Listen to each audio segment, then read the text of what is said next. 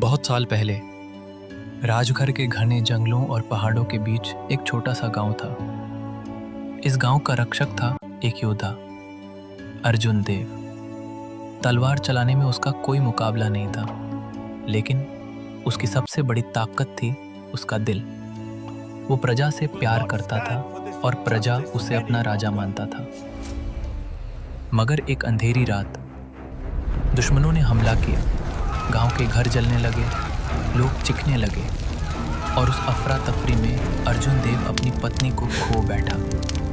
वो पल उसकी जिंदगी का सबसे बड़ा जख्म बन गया। उसने देखा अपनी आंखों के सामने, उसकी मोहब्बत उससे छीन गई।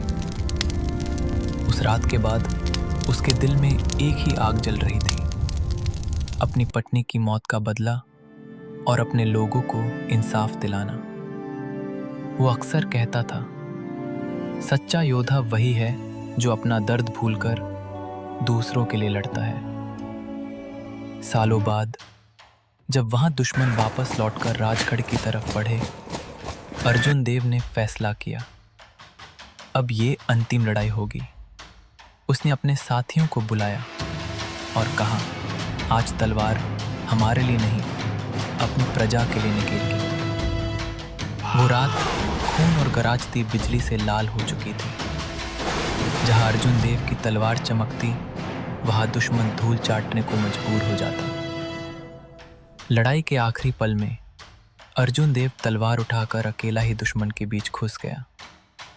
तीर उसके जिस्म को छेद रहे थे, खून बह रहा था, लेकिन उसकी आंखों में सिर्फ एक ही रोशनी थी, इंसाफ की।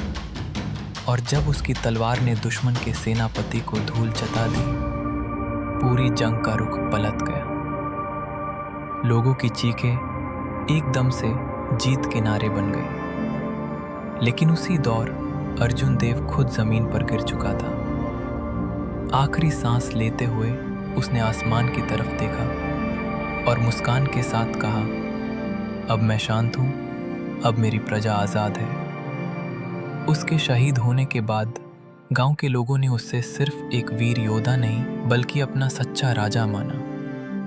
और आज भी जब भी कोई जुल्म के खिलाफ तलवार उठाता है, दुनिया कहती है, यह है अर्जुन देव की विरासत।